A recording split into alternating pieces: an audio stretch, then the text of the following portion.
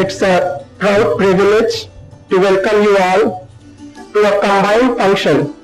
The first one is launching of Institute Repository. May I now request Professor Sangal, our Director, and Professor Anil Kumar Tripathi to please come on dais. And the next one is Institute Lecture Series, 13th lecture. Sir, I'll request you for garlanding.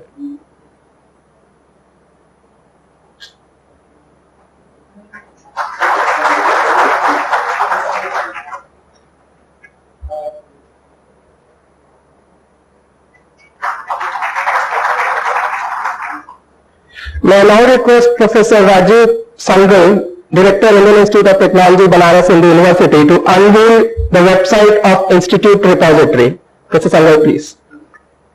So we are unveiling the Institute Repository, which will contain information about various aspects of the Institute. So website, this is part of the internal website. So website is for general use, for outsiders also. This is primarily for internal use. So various documents, orders, relevant things, frequently asked questions, etc. are there in it. So this will be a partial start. So this will get populated and as it goes along.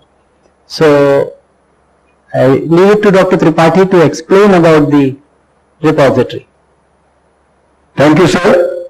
So actually, this repository, the site that is a repository, has been thought of and implemented for the purpose of catering to the needs of information of all the stakeholders of the institute, particularly students, faculty colleagues, employees and alumni, so as to be able to get any pertinent information, requisite information available here in the form that it was created.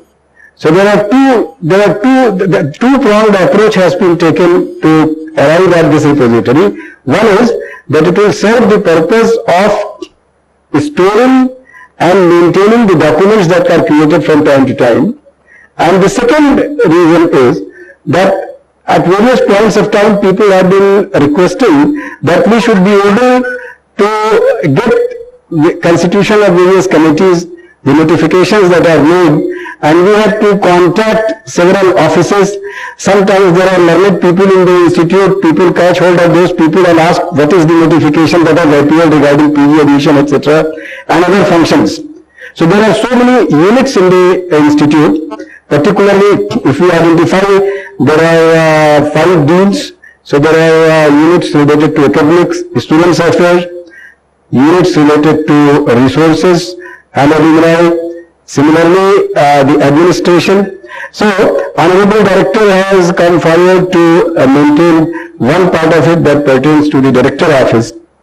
So this repository, as you can read, this site provides relevant, pertinent and recent information. The approach that has been taken has been that of making it navigable. In the sense, those who are the information seekers, the viewer types have been kept in mind, and so as to make it utmost usable repository. Its internal design is very simple. And simplicity is a difficult thing to obtain. I'll be talking about later that how it has been obtained.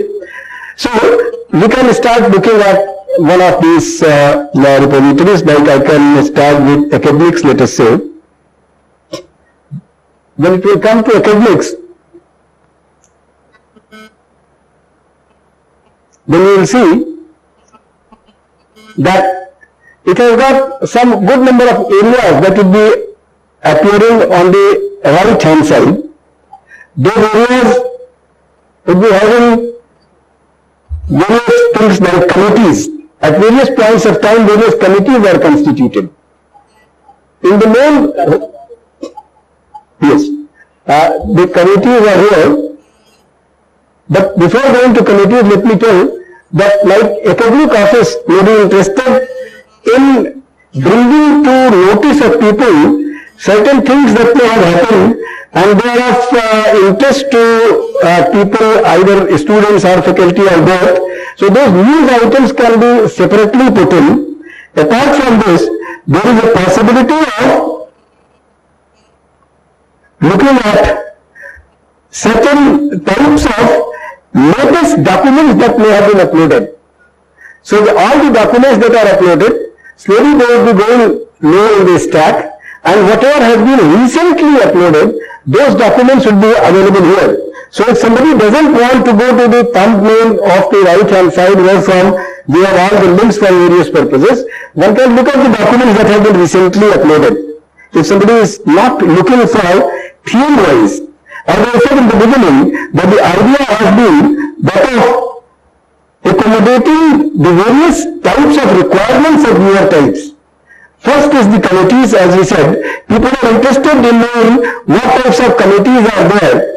So any document that pertains to constitution of committees or that describes or ascribes the role and functioning of the committee would be appearing here. So let us see in the academics what committees have been. Let me tell that the people who are involved in furnishing the information in the repository, we are learning with them that what these committees are. Like you can see here, there is an annual report committee. This annual report committee is from the whole institute, but the document was created by the academic office.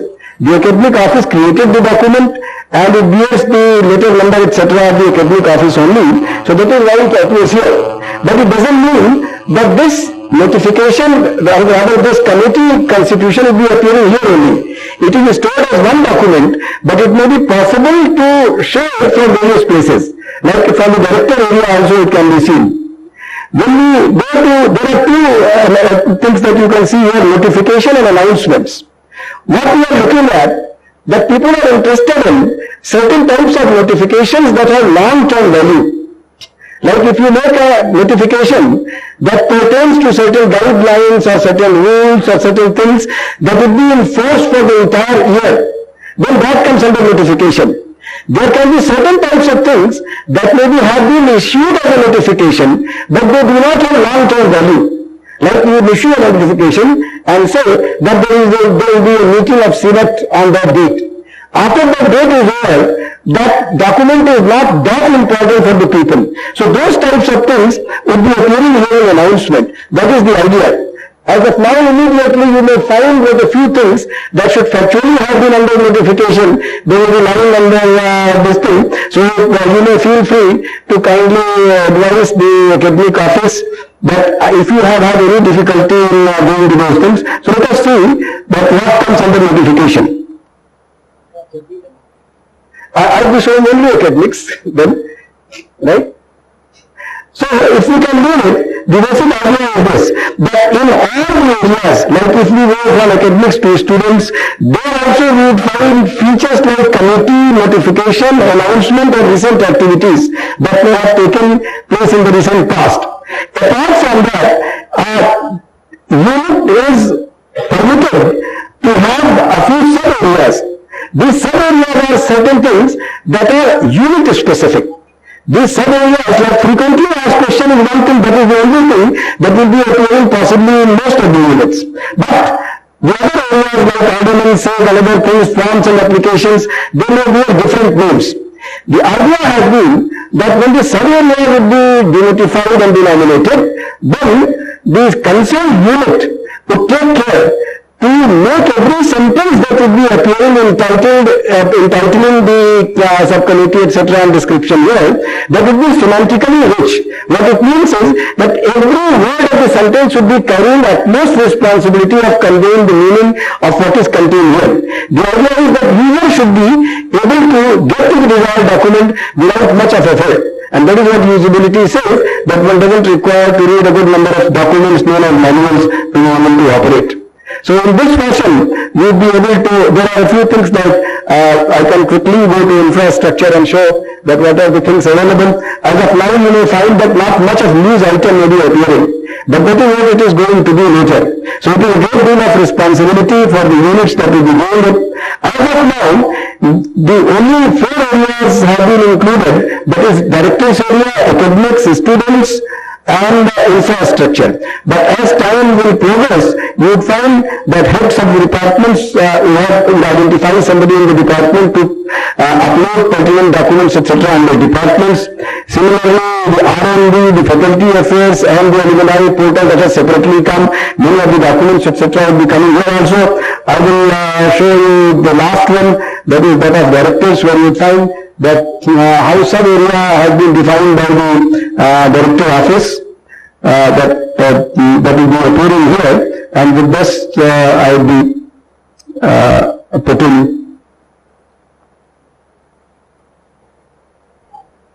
to rest the description of the institute repository. By the time it is coming up, yes, it has already come up. The last 2 years, something that Professor Sangal, our director, wrote to us as an email, director's message to newly admitted. So there is a sub-area, as you can see. The sub-area gives you the addresses and communications from director. So I hope the address that is going to be delivered today will also be coming up later. That will be available here. People here on the campus, those who are off the campus, so if you travel to Bombay, from there also you will be able to see all the notifications, announcements, etc. I am the one who is making presentation, but the real heroes are sitting there in the audience. So may I request Dr. Devendra Singh and Manmeet to stand up. They are the people who have Manmeet Singh. They have implemented the technical part of it, and relentlessly they have worked for it. And let me tell that Professor Sangal has given the total design, and after having listened to him explaining how a simple design is made, we have been able to learn how difficult it is to make a simple design. But at the same time, the complexity comes because we are having complexity in our thinking. Otherwise, if we think simple, a simple design is possible. And in engineering sciences, it is said that something is maintainable if it is simple. So design simplicity is a great and important thing. Apart from that, let me ask people who have been working for the various units also. So from academics, I will say Dr. Senthil Raja, may kindly, if he is around, so he has been working for it. Has taken a good deal of effort. For academic area, Dr. Senthil has done it. For students area, Dr. Tarun Verma is around. And he has been helped by Rohit Rai and the Dean of Students himself. So now it is a great deal of responsibility for the respective deans. From the resource area, only infrastructure is appearing here, and we have in the infrastructure Dr. Rajesh Kumar. So he has shown a great deal of interest. You may kindly get up so that the students can see who you are. And he has, I don't have much time to show it, otherwise you would find maps also, etc. appearing. If you want to read this repository, it is simple. iitbhu.ac.in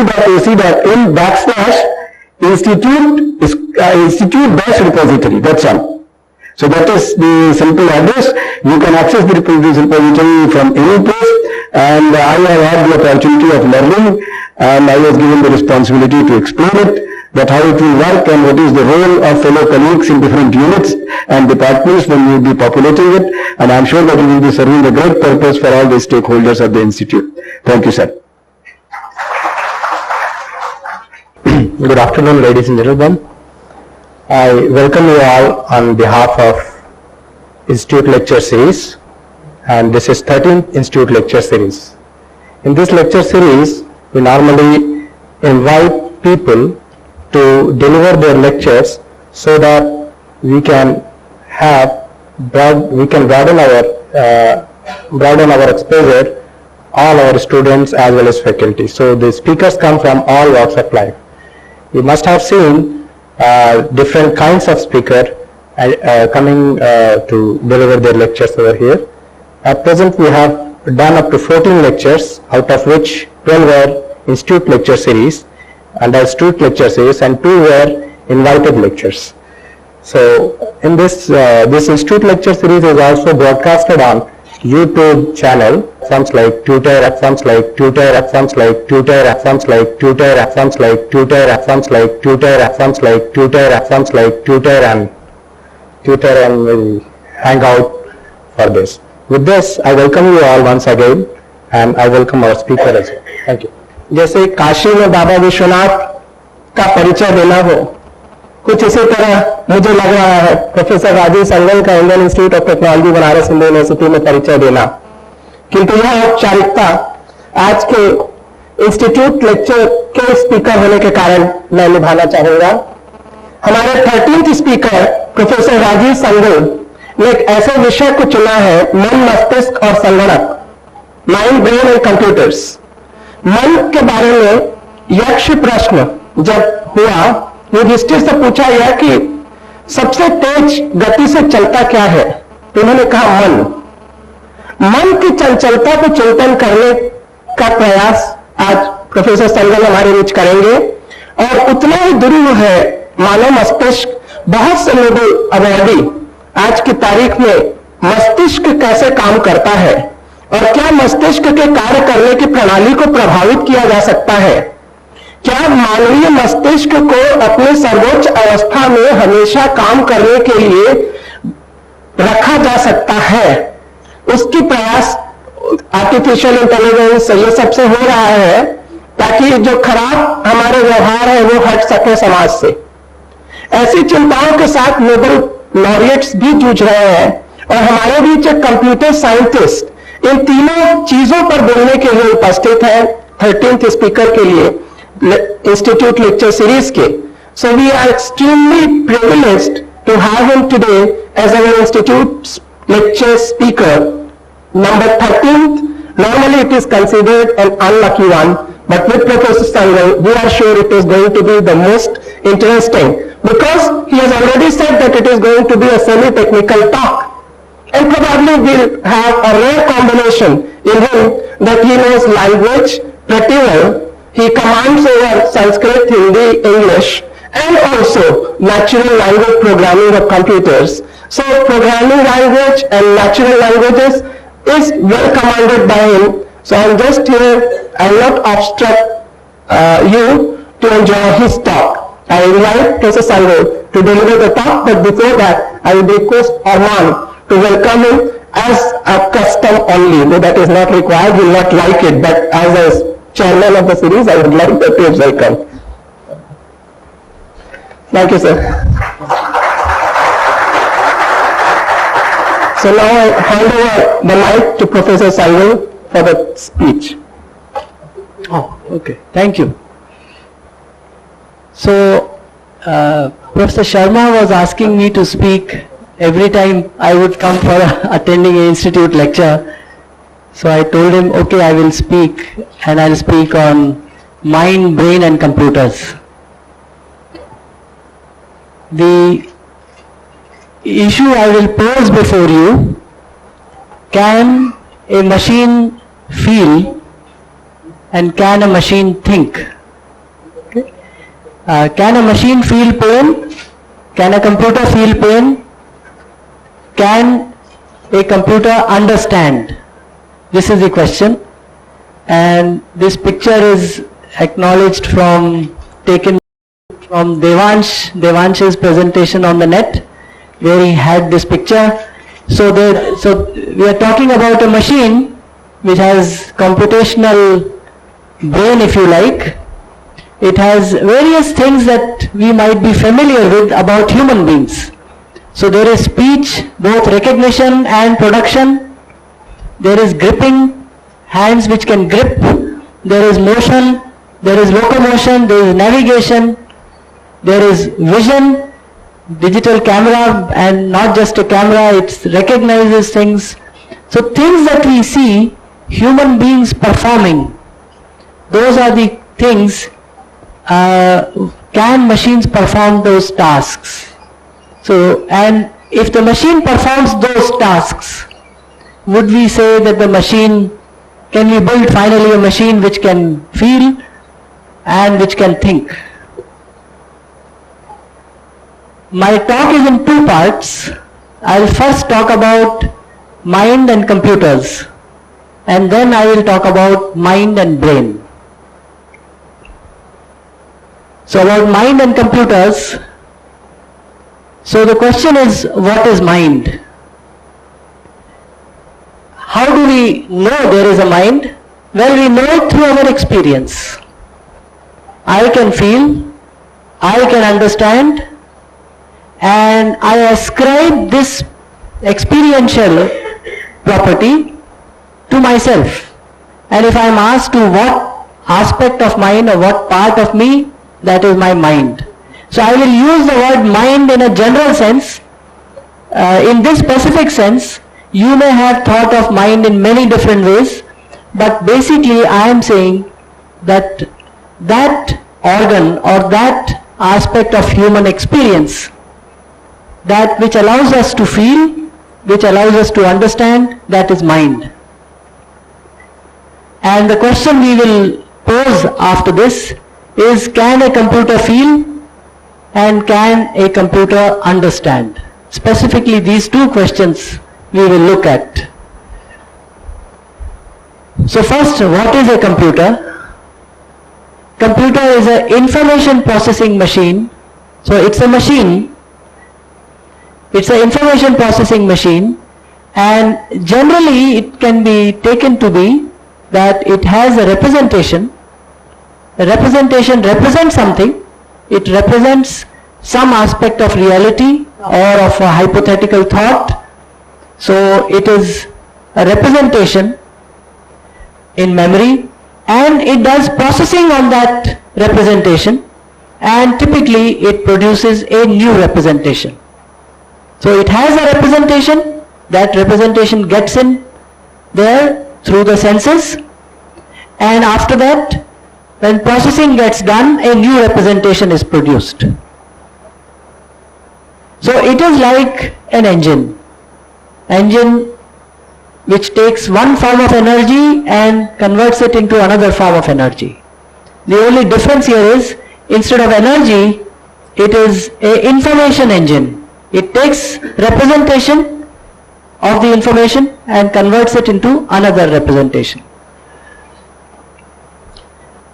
So computer is a machine governed by well-defined rules and procedures which it processes, which it uses to transform the representation. Even when such rules might be probabilistic or statistical, but then they obey and follow the laws of statistics or well-defined rules, well-defined laws. So in this process, it can do some useful work. So when you transform information through this machine, typically some aspect of the information which was hidden becomes more explicit. Okay? And as an example, take the example of human language. So you have a sentence in human language, it's a representation of that information which has been expressed by means of this sentence or a paragraph or whatever. And typically when a machine processes such a sentence, it analyzes it using tree structures. And these tree structures are then later on further transformed into logical form, whether logic, mathematical logic, or associative networks, or whichever form of logic. And then finally, there may even be some action performed based on it. And that may have, so each one is a different representation, making certain aspect more explicit, which is perhaps needed at that level of representation and that level of processing. Here is another example, a video signal, and you take out the audio signal from it. So you have to extract the information. So this is, you have selected part of the information which was represented in the form of a video signal, and you took out audio signal and represented it in the form of an audio signal with its own format. Video format was one, audio format is one, another one. So this is again, so information processing machine can take any representation and then transform it depending on how well we know how to do that transformation. So that processing, but the basic model of an information processing engine is that it's an information processor. It transforms one representation to another representation. So now we can come back to the two questions, having defined what I mean by a computer, and in this sense it's a machine. It's like machine, just like an engine. So we come back to the two questions: whether a machine can feel, whether a machine can understand. So this question, whether machines can be intelligent, was first posed in the 1950s. This is just about the time the digital computer was born. And this was posed as by somebody called A.M. Turing, known for his work on breaking of codes during the Second World War. So he said that when would you say that a computer has become intelligent? When would you say a machine has become intelligent? So you have two rooms. One room has a person and the other has a machine. And at that time, certainly even now, human being and machines look very different. So the room is closed. You can't see what is inside. So there is a questionnaire, person who questions and has to decide which one of the room contains the person and which of the rooms contains the machine. So he can pass his questions by means of a slit. Basically he can't see what is inside and decide, no, this guy looks like a machine, so therefore it's a machine, and therefore must not be intelligent. So the questioner is free to ask any question to either of them, and based on the answer conclude which room has the person and which room has the machine. Now comes the key part. The person in the room is trying to help. So if it asks the question, are you a machine? And the person who is inside will say, no, I am not a machine, I am a person. On the other hand, the machine is trying to fool. So the machine would say, yes, I am a person. Okay? However, the person questioner is free to ask whatever he or she wants, and he might say, all right, machines don't have much intelligence, I am going to converse with them in Bhojpuri. Okay? And if the machine now knows it's a test, it may actually behave like somebody who knows Bhojpuri and is able to answer back. Or it might say, I don't know this language, however, I know Kannada, and it may decide to converse in Kannada. So the machine is trying to fool the person that I am a person, and the person is trying to reveal that, yes, I am a person. Of course, there could be a question in human language, it could be a problem about mathematics, about a difficult problem in physics. You may pass a piece of paper with a picture and say, what do you understand by this picture? And if the machine can't see, it will not be able to answer. The human being would say, yeah, this is a picture of a tortoise, and it would be known. So in other words, the questioner is free to ask any question and at the end conclude. He may also give a difficult task. He may give 2 10-digit numbers to both of them, and machine will do it instantly and answer immediately. On the other hand, the human being will take time and will perhaps make a mistake. So what would the machine do? Would it produce an instant answer? No, because it is trying to fool that I am a person inside. So perhaps it will, even though it could have done the calculation in fraction of a second, it doesn't give the answer in a fraction of a second. Also, it would have done the answer correctly, but it may purposely give an error and say, yes, here is my answer. and you would look at it and say, yeah, there is an error here, so there must be a person here. So machine is trying to fool that there is a person inside. So this was a Turing test, and for long this was taken as an accepted test. Now this test, so this became the holy grail for artificial intelligence. That we want to build a machine, we want to build a computer which can pass the Turing test. At that point, the machine is indistinguishable from a human being as far as its functionality is concerned, as far as its thinking is concerned.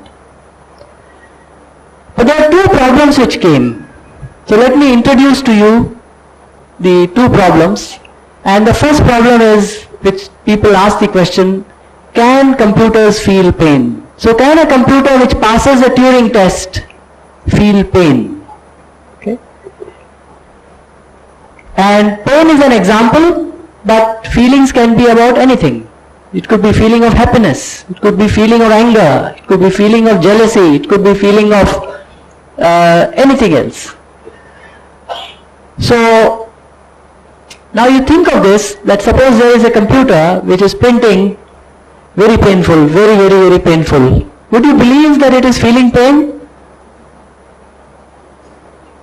You would not really be convinced. Okay? Take another example. There is a robot and it has sensors all over its body, and there is a thorn which gets stuck in its foot, and a sensor turns on and sends a voltage which gets stored in a variable. Okay? Sensor 25 pressed and the intensity of pressure is 7.5. Okay? That gets stored. So there is a representation. Computers work with representations and they work with processing of those representations. So there is a representation in a variable storing a number, that's a representation. Now the robot may actually have a water duct coming into its eye and tears start coming out. Okay? And it may be linked to a sophisticated buzzer and it starts weeping. Okay? It starts crying loudly and it says, "Mar gaya, mar gaya." Would you believe it is feeling pain? Would you believe that the robot is feeling pain? Okay. So does the computer feel, the robot feel pain due to the thorn? So this question has been discussed quite a lot, and mainly in the 1970s. And the conclusion is that the external behaviors might be similar. Just like the robot cried with tears, but since we have built the machine, there is no scope for feelings. There will be a variable with a value and you can do whatever you wish by means of programming it, by means of processing that representation. But that feeling of pain, there is no space for even such a feeling, such as incorporating such a feeling inside a machine. Okay? So the conclusion is that, so of course the question that if there is a feeling, is the feeling in the variable that is storing the sensor? Obviously not. Somewhere else in the body? No.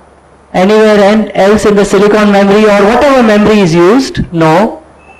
So general answer that was arrived at and accepted, that machines cannot have feelings. They cannot feel pain, which means they cannot have any feelings of any kind.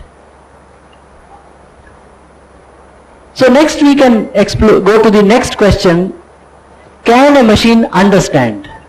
And this is a more difficult question to answer. Okay? So in this question, we will explore it by means of a thought experiment.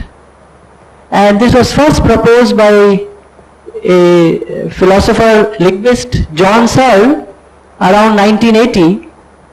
And this thought experiment is known by the name Chinese room experiment. Okay, you will understand soon why it is called that. But I thought the power of thought experiments we must understand. So, are people familiar with Galileo? You know, he climbed the Tower of Pisa and dropped two different objects, one heavier than the other, therefore one had greater mass than the other, and then showed that they fell and reached the earth at the same time. So bodies with different mass, I think he used the term weight at that time, bodies with different weights reach earth at the same time. Okay? Now, it can be said that he didn't have to climb the Tower of Pisa to prove this. This could have been done by a very simple thought experiment. Anyone familiar with the thought experiment? So you can do it without doing any experiment whatsoever. Okay? Regarding the, so you conduct this thought experiment that suppose you were to climb the Tower of Pisa. You don't have to climb it. You carry with you two different masses, one kilogram, let's say, the other half kilogram. Now let us assume that heavier weights, heavier masses fall faster.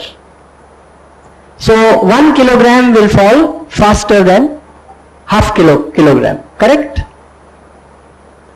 Now you take these two and tie them with a massless rope. Okay? So what will be the new mass? 1.5 kilograms. So 1.5 kilograms will now fall faster than 1 kilogram. Now imagine what happens when you have tied the two things together and dropped it. Then the 1 kilogram is trying to move slower than the half kilogram. Right? Suppose you were not to tie them but kept them just together and dropped them. So 1 kilogram will try to move faster, half a kilogram will be moving slower. So if you were to put them, so they will separate. But if you were to tie them with a string, now they have to fall together.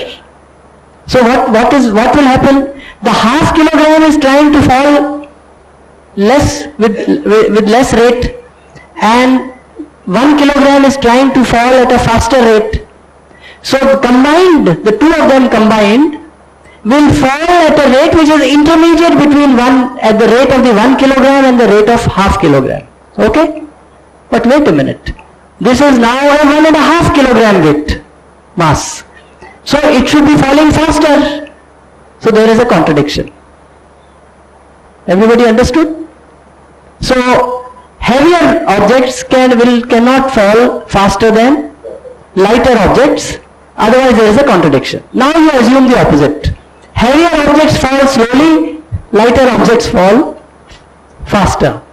You combine the two together, same reasoning, so you don't have to climb the Tower of Pisa. Thought experiment itself tells you that objects with different mass will fall at the same rate. Okay? So even if somebody proves that no, Galileo never climbed the Tower of Pisa, therefore that result is wrong, you can say no, the result is independent of his climbing, because by this thought experiment you can show that objects with different mass will fall at the same rate. So that is the power of thought experiments. There is a similar thought experiment which shows that there is a velocity at which, and I've seen that detailed argument, I don't recall it now, at which the relative frame, and I forget now the exact statement of it, but essentially it says there is a velocity at which certain laws will not work, or Newtonian physics will not work, and that velocity turns out to be the speed of light. Okay? And of course, so that can be done just by a thought experiment without doing, Michelson-Morley experiment or anything. Has explained that? Okay, thanks. So we will do a thought experiment about whether computers can understand. Okay? So this is the Chinese room experiment. So there is a person sitting inside a room. There is a slit by which you can give him questions and he will reply back by passing back an answer. Now this person does not know any Chinese. He can't even read Chinese. Okay? Let's say he knows English or Hindi, but certainly no Chinese. However, he has all the rules about Chinese. So he has first the alphabet. He has all the rule book, all the grammar rules. He has all the dictionaries, monolingual dictionary in this case, or bilingual dictionary. He himself knows no Chinese. And now you write a question and pass it on to him. Okay? This is a Turing test in which there is no other side. There is only one room and you pass the question written on a piece of paper in Chinese. Now this gentleman receives the question. He can't even read Chinese. For him it looks like some pictures or squiggles. So he takes up your question. For each squiggle, each character, he looks up some table, alphabet table. Using that alphabet table, he looks up a dictionary. Using that dictionary, he then goes and looks at rules. And then he starts performing these transformations on representation. So initial representation is in Chinese characters and he starts performing these transformations. And in this case, the transformations are so designed that it will produce an answer. So if you ask the question, what time such and such thing happened, this person also has an encyclopedia, all written in Chinese, and he goes and applies all these rules, all these lookups in the encyclopedia, whatever other processing that is needed, and then comes out an answer. He writes it down and returns you back the slip of paper with the perfect answer. Okay? Everybody is clear about the Chinese room thought experiment? So suppose we had such a situation. Now, based on the Turing test, we would say that the person has answered the question. And you may give another question and he answers it again and again and again. So you say, well, there must be a person inside. There must be a human being inside. And you are right. There is a human being inside. However, that human being never understood a single question that you posed. Okay? On the other hand, he was able to answer all your questions. So he passes the Turing test. So the question is, where is the understanding? Where is the understanding? Who understood? Who understood the question and therefore then answered the question? So where did this understanding reside? Did this understanding reside in this person? But if you ask that person, he has not even, he doesn't know Chinese, he doesn't even.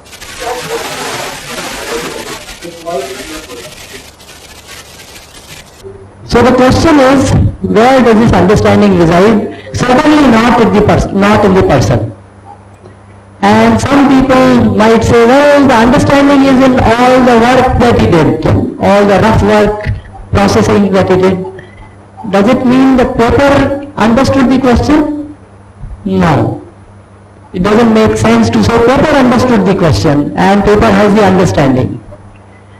Some people try to give the answer, no, the whole room has the understanding.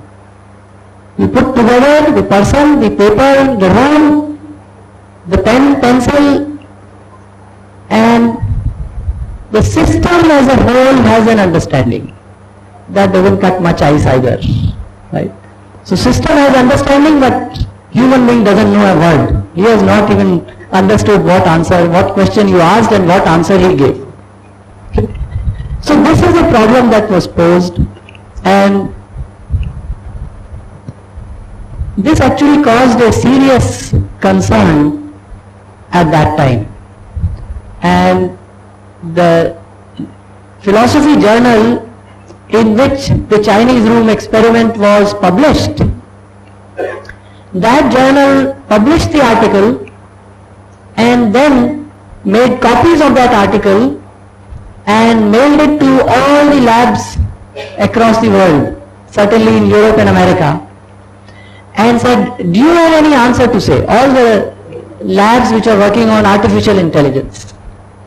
And about 8 months later, they brought out another issue, and this entire issue was devoted to this article and the responses which had come from some 40 different labs and researchers, the best researchers who were working in artificial intelligence.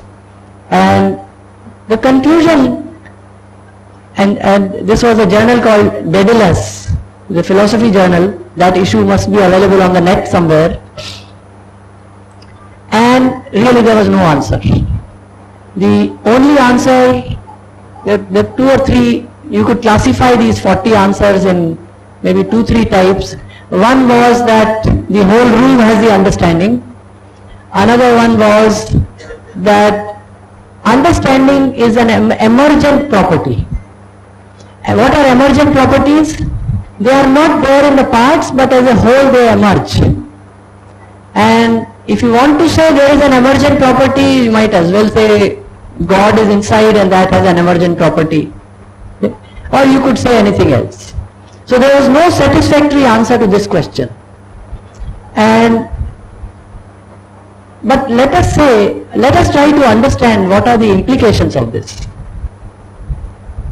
So first of all, this is saying that there is only performance but no understanding. After all, it gave all the right answers. So the machine was able to perform, but it had no understanding whatsoever. Remember that this model is actually the model of a computer. What is shown in the room as a man sitting there is actually the CPU, Central Processing Unit, which does the processing.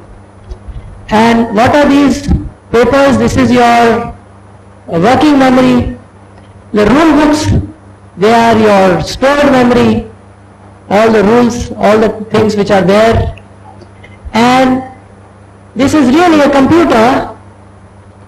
And in this, so what it says is, if you build a machine, if you build a computer, if you build any machine whatsoever, which has representation and processing of that representation, you might be able to achieve performance, but there will be no understanding.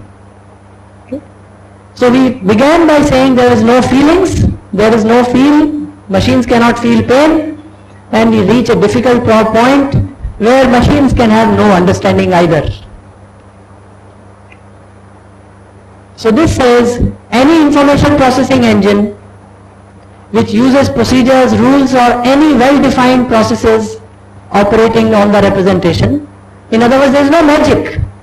If you say, no, my computer does magic, then of course you are free. But there is no magic here. It has to be by well-defined rules, and those well-defined rules may use whatever representation, whether what are known as symbolic representation or sub-symbolic representation, whether they make use of memories like we know them in digital computer, or they use memories like in neural networks, or they use some other kind of memory. But as long as there is representation, as long as there is processing, no matter how powerful, no matter how you have constructed the computer, machine cannot understand. Machine cannot feel, machine cannot understand. Okay? And therefore, this is a known problem for modern terminology. So machine cannot be bhokta, machine cannot be drashta. What is bhokta? Bhokta means to bhog, enjoy. Okay, feel, bhokta, and drashta. Drashta means to see, to understand. Okay, and the third one is karta. So karta, bhokta, drashta. Okay, karta, the sense in which it is used is that I am responsible for my action. So if I didn't feel anything, I didn't understand anything, how can I be responsible for my actions? Right? In any legal framework, you will not be allowed to hang the machine. You will not be allowed to punish the machine, because after all it neither felt nor did it understand. Okay? And indeed, somebody who is of unsound mind and he commits a crime, it is not treated as a crime. Society may need to be protected from the person, but the person is put aside in an asylum, not in a jail, to protect rest of the society from him, because he is not responsible for his actions. So the karta element is also missing. So therefore, machine cannot be karta, bhokta or drishta.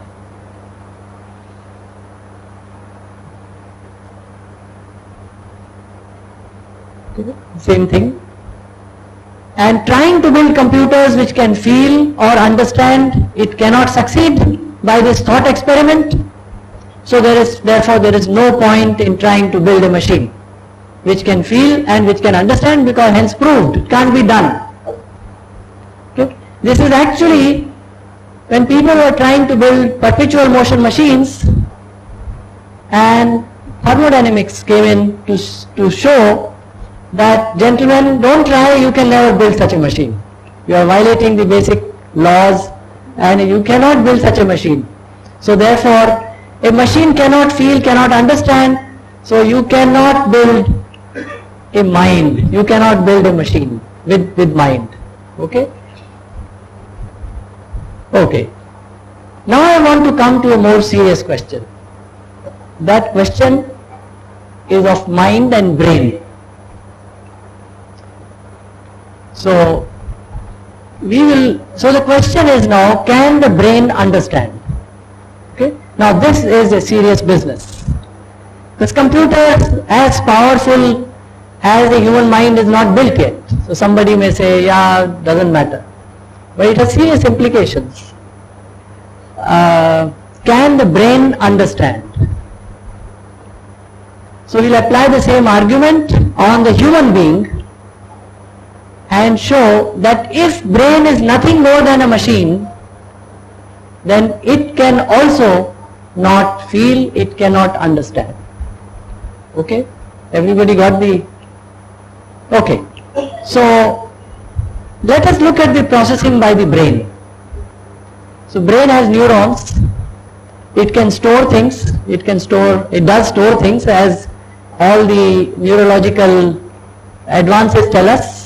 In fact, they can also tell us which part of the brain stores what aspects, which part actually deals with language, which part deals with vision, which part deals with problem solving. All those things have been identified. So brain has neurons and it can store dictionary, language rules. So in this case, if you were to have the same Chinese room experiment, then certainly brain can store the dictionary, it can store language rules. I don't have to tell you that, we do that. Now consider what happens when a sentence is given.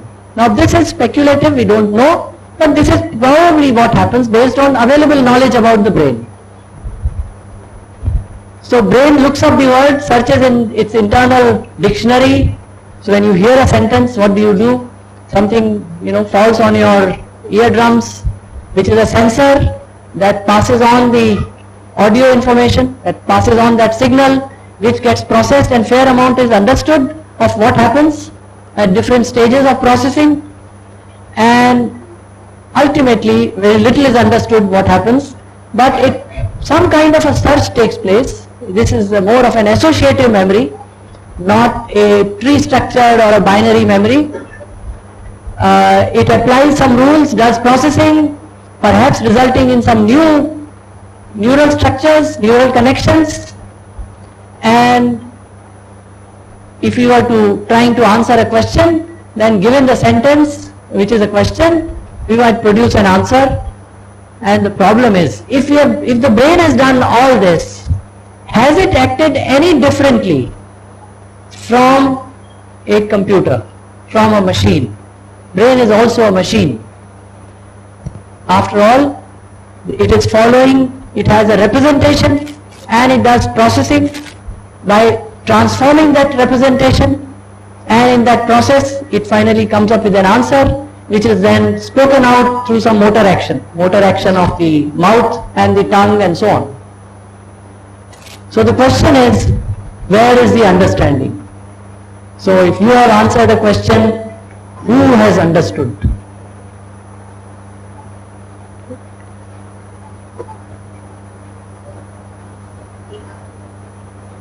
So in the brain, if it's a machine, a neuron fired, another bundle of neurons fired with new imaging techniques, you can see all these things happening. But where is this understanding? The thought experiment tells us that if it is a machine following well-defined laws of physics, laws of biology, then sorry, it cannot have understanding.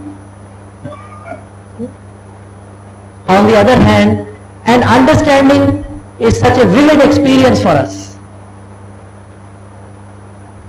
So what we observe in ourselves, that is our data. And all the thought experiment tells us that anything that is happening like this, which is happening by following well-defined rules of processing and representation, there can be no understanding. So if brain is like a machine, then who will feel pain and who will understand? Did the neuron understand? If you felt pain, did an individual neuron feel pain? Neuron is consisting of sodium atoms and some proteins and so on. Would those proteins feel pain? Would the atoms in those neurons feel pain? No. It doesn't, there is no space for even talking about feelings, pain or of understanding. If it's a bundle of neurons, would they feel pain? Would they feel understand? Would they get understanding? If it's the entire brain, is it feeling that understanding? Is it feeling the pain? But that entire brain is nothing more than a bundle of neurons. So there is a problem that brain also cannot feel and cannot understand.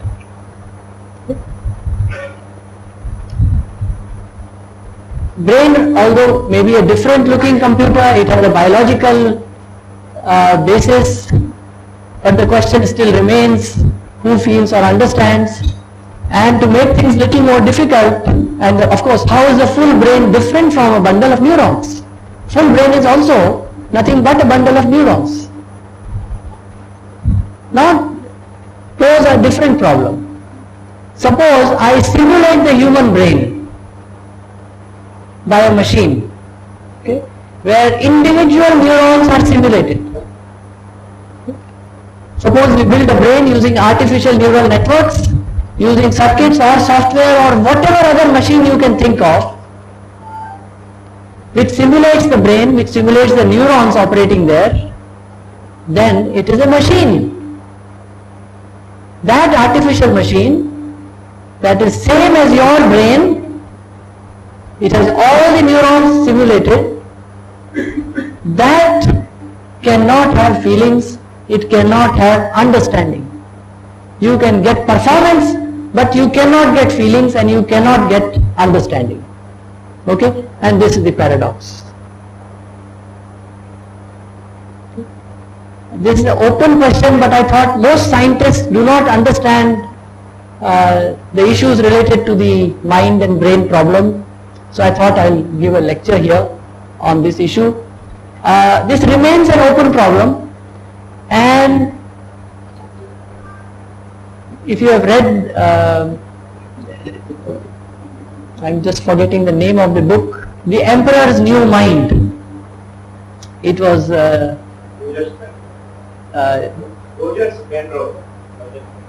Penrose. Roger Penrose wrote that book, and he is a well-known physicist who was perhaps worked with Hawking's. And in his book, if you read, he raises many interesting problems. He ends up saying, we do not know, perhaps biological systems have a special property, and he called it intentional states. But this is mumbo jumbo, this is magic. Okay? How can biological systems be different?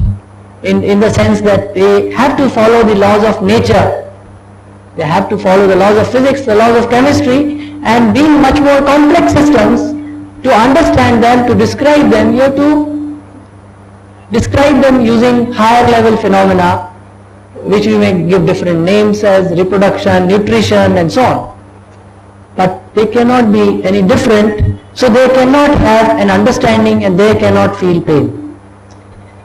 Another reason I thought I will talk about this, there is a lot of newspapers today which every time somebody observes something about the brain, they say now you have found something. Okay? It is like the perpetual motion machine.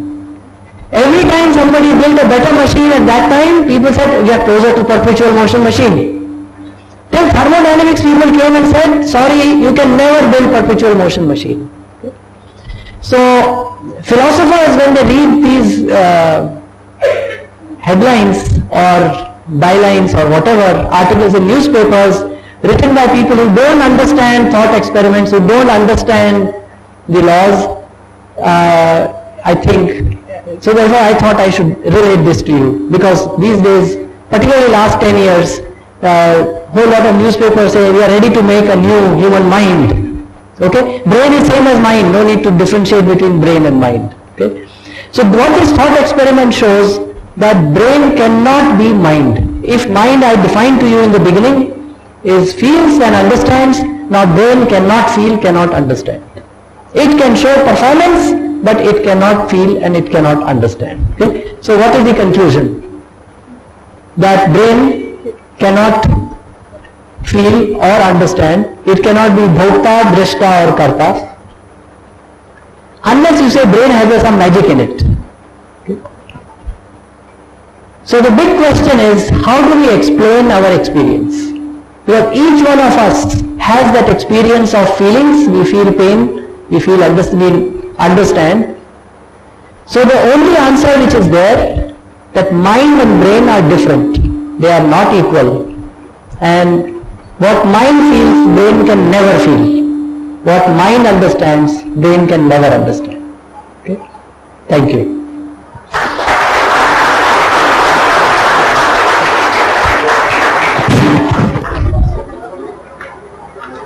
Thank you, sir.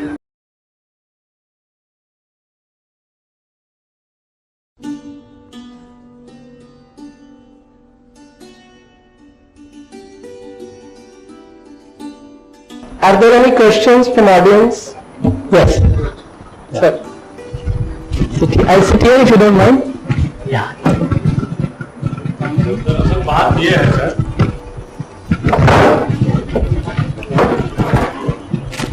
actually we are not able to understand yet the complete physiology, physics of brain. This is one thing. Today it has appeared in paper that there is a girl in Britain of Indian origin which has more IQ than Einstein and some other scientist. Yet even that also is not full.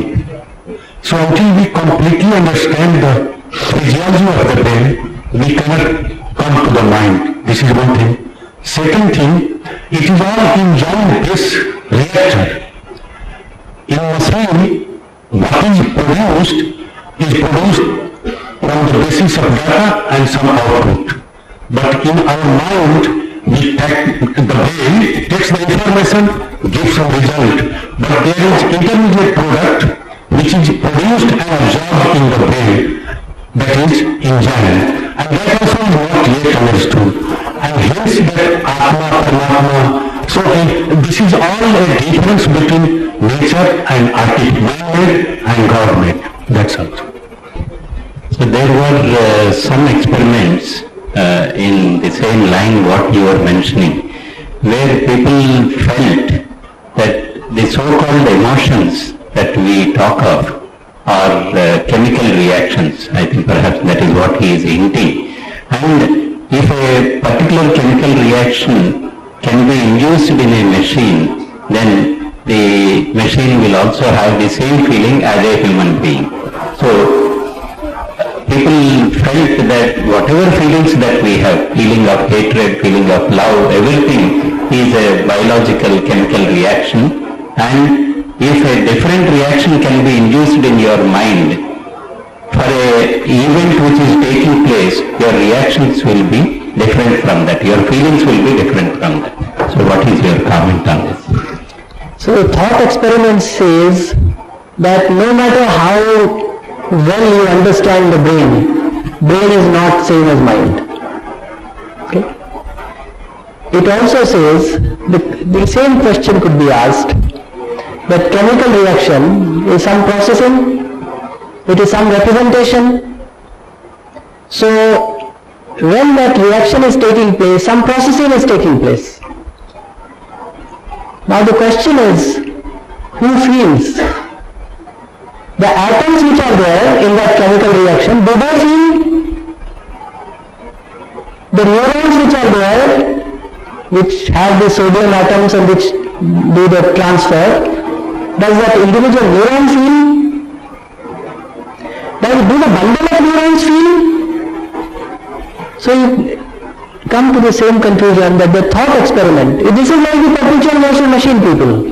I am sure when the thermodynamics laws were told to them, they said, no.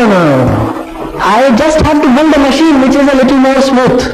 There is a lot of friction. I will remove it and then I will have a perpetual motion. They have not understood the thought experiment. They have not understood the laws of thermodynamics. Yeah. So where the mind resides is a big question. It may not be the same as brain, that I agree. But people also say, for example, suppose a philosopher or a child who is sitting there, he will never develop the feeling that it may be a snake, because he is never informed about it, he never saw. So that information is not stored. But computer today can learn. So machine learning is there, and through machine learning, one would be able to do that. So if a computer has never seen a snake, alright, but you train the computer that this is what happens when there is a snake and it bites a human being. It will understand, but it will not feel fear. Okay? Even if the snake is so good that destroy the computer, that feeling cannot be there. The point is not understanding surely by machine learning or explicitly supervised learning, unsupervised learning.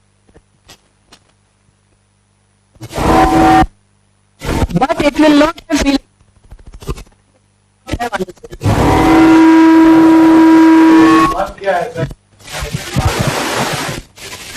So one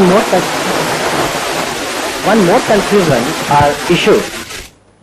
The brain is really essential or required? Brain is really required or essential for feeling and understanding? Brain is really required for feeling and understanding? Brain? Because if it is a biological system, it may not have brain, like plants. Enzymatic reaction, chemical reaction. So should we say that they don't have feeling and understanding? Maybe understanding, I agree. But what's about feeling? Are every animal is having brain? I don't know. Biologists are sitting here. Maybe they know better. So the question is whether for the feeling and understanding, brain is important. Why we are thinking around the brain only?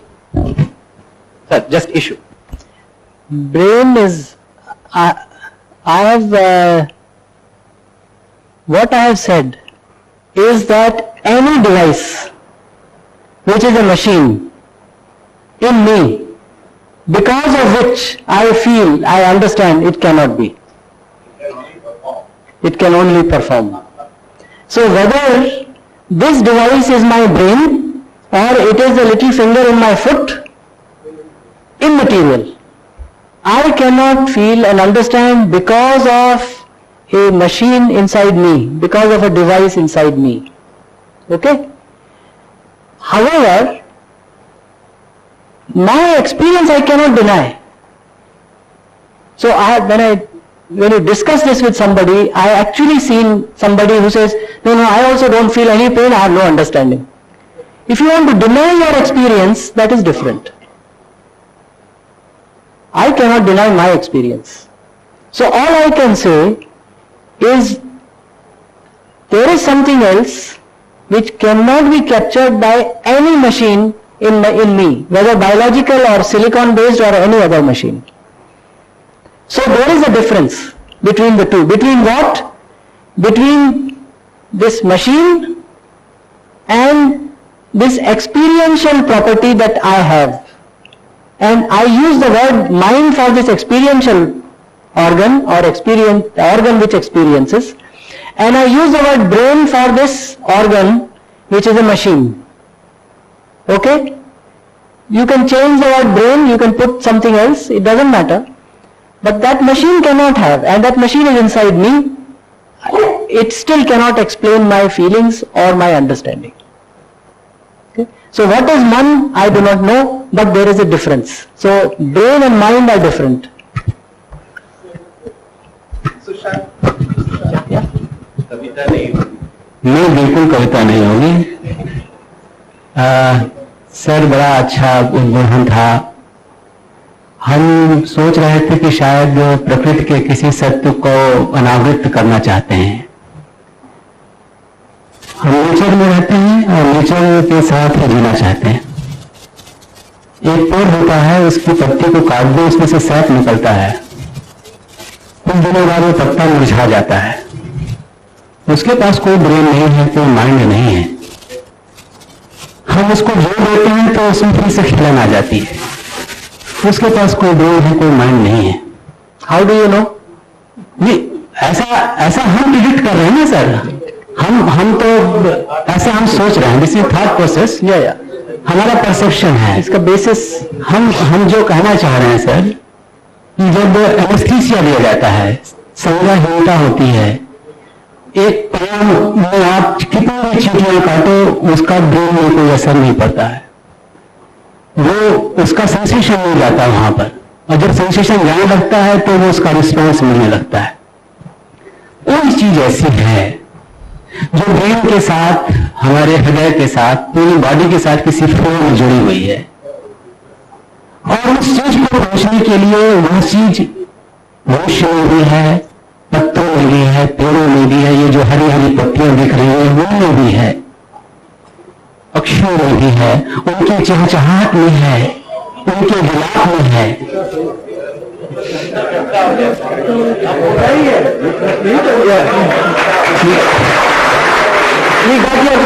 We got your point. So what I have done is, I have created a space in which you can put that in now. Yeah. Prashant, Pradeep, please. And then Prashant. Pradeep, then David. Sir, I would like to explain this whole process of like learning through mind or brain, whatever you call it. If you have an insight into the developmental biology, like the process how various animals, various living systems have evolved over, certainly brain has got a role in whole understanding process. It's there are portions in the brain which may be called cerebrum or cerebellum, which have the individual roles to play. It is too early for us to define like what neurons play a role through the mechanism of chemical secretion and all that. But yes, I presume that brain has got a role in understanding and having a understanding of feeling as well. So this is my submission to it. This correction, brain may have a role, but it doesn't understand. Differentiate this. Sir, if we put it with an understanding of more scientific understanding of the like living system, we have structure activity relationships where the chemicals like endorphins and all these being secreted, this necessarily do bring an effect on the brain cells. But it cannot feel pain and it cannot understand.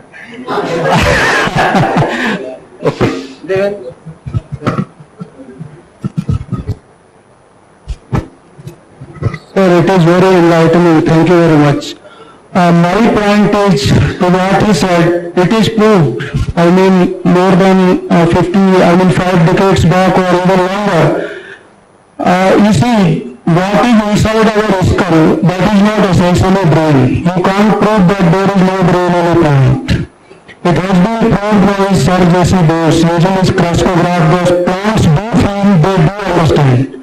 And they may be having some even better dimensions of perception that we may not be having. Every creature has. So let us not stand again on homocentric model and say whatever we define only that is correct. That is the mistake often we commit. So they do have feeling, they do have understanding, and they do have many perceptions that we may not have. My simple query to you is, sir, the answer that you concluded is really great. This has been done in our philosophy that I is different from mind. But this question also is there different philosophical systems. Some say mind is part of physical body. Others say no, even after the end of physical body, mind continue to exist. What do you say about it, sir? So once you say, let me try to answer this. So once you say that mind is different from brain, mind is different from brain. I have used the word mind, by the way, right?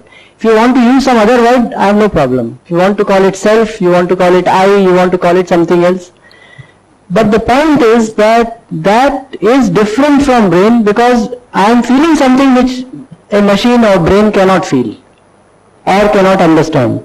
So therefore, there is a need, there must be something different. Now, once you accept this, that there must be something different, then whole lot of other questions open up. Okay? So, I have not tried to address those questions that if you say there is something more than brain, then what? So, I am limiting myself to the question that there is something more, and that other part may have to be quite speculative. So there are issues of anesthetics and other things by which you can control pain. I've seen people who through their strength are able to undo the effects of intense pain. Buddhist monks go for self-immolation in the same posture as they were before immolating themselves. So there is a phenomena in which through their practice and training they have come to a stage where the reflexes from the brain are not able to stimulate their body and the reflex system has been suppressed. So there is something other than just chemical reactions. It is basically training or how you develop your ideas that you are able to control even your reflex actions. And I gave you an example of self-immolation without moving the body. So how do we see such phenomena where the training and the history and the development of the human being itself is able to control the brain and the mind, whatever you call the dichotomy to be? So if you, anesthesia is a typical example for discussing the issue of the brain and what happens. So brain is playing some role obviously, but it is not the complete thing. So mind and brain are related, might be related, but it is another thing to say that brain is everything. So all what I have tried to establish today is brain cannot be everything. Now, what happens in anesthesia and all the things that are known? So there are certain drugs which are given, and what they do, they block the transfer of neural information, neuron firing at very specific points. So local anesthesia does that. In the local anesthesia, the signal that is generated here never goes beyond that those neuron synapses are disabled. So the signal doesn't go any further. So that is the easy part. Then there is general anesthesia, where everything is functioning locally, but you are not feeling pain. So there is quite a bit of very interesting speculative literature on it.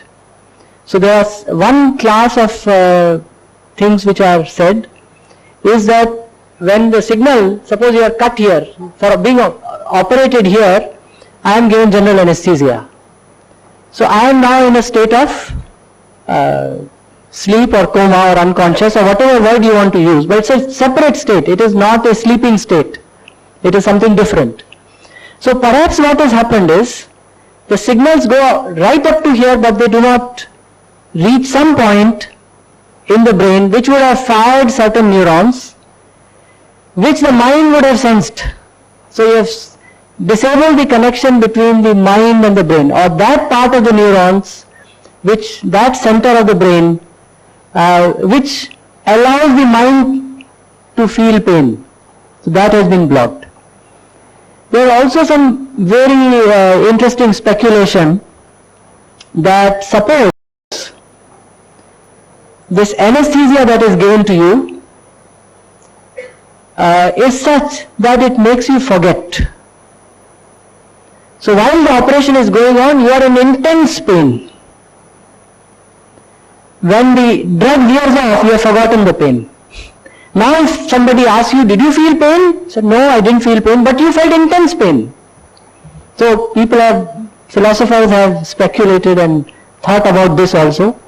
And in one case, there is a drug in Africa, a known plant, and people make drug using that, which can be used for anesthesia, which apparently your motor system is paralyzed, but your sensors and other part is working. No, I know. But I answered your question in the first part, so I am now speculating on what all can happen. So that drug disables your motor system. So you feel all the signals they go all up to the right points, you feel intense pain, but you are paralyzed. Okay? And when you come out of it, then people said, yes, I did feel pain. They were not used for very full-scale surgery, but for some simpler things. So people said, yes, I felt pain, but I was immobilized, I couldn't do anything. So there are a whole lot of issues that come. Professor Mishra. Sir, I will take very small time. Only I would like to comment what I understand as a brain. A brain is a vital device of a human being which controls each and every functions of the body. Whatever functions we are performing, it is controlled by the brain. I will explain this with an example. That if a person is, let us say, is not dead, but his brain is dead. Now his organs, like his eyes, his some of the vital organs like liver and kidney can be donated to a person who is needing within a very short period of time. That means those organs are functioning. But for that person whose brain is dead, that has become almost non-functional. So the person is not going to alive or survive because all the functions are going to be almost zero. And second thing, the feeling and understanding, what I understand is an individual's, it is different from the individuals. It is a kind of mindset. I will explain this as like this. If you take the pain, example of the pain, and you say that you just divert his mind from the pain in whatever way, maybe a music, maybe listening some mantras, maybe some kind of a very good discussion or conversation, certainly is going to feel less pain, almost no pain. So because mind is diverted. So that is thank you for giving that example, because this is a very good example where your mind, so understanding. Yeah, the feeling and understanding for individuals are always different. Understanding affects your physical perception of pain.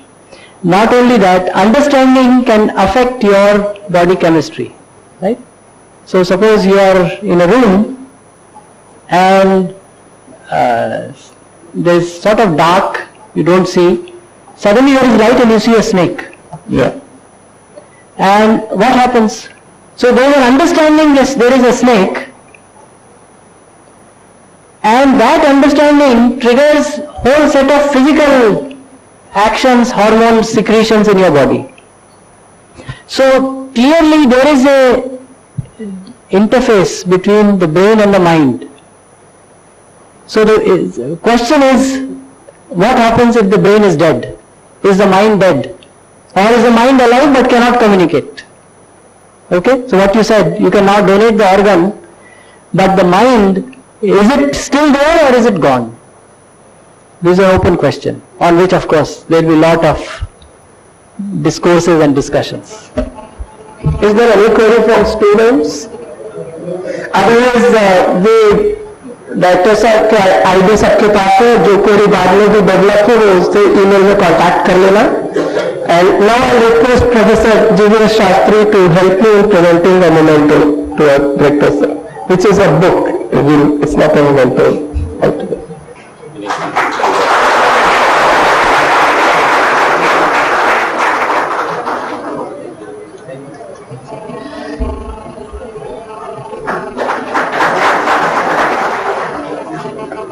Thank you, sir.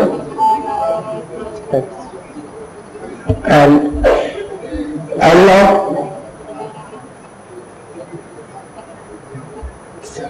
एक minute.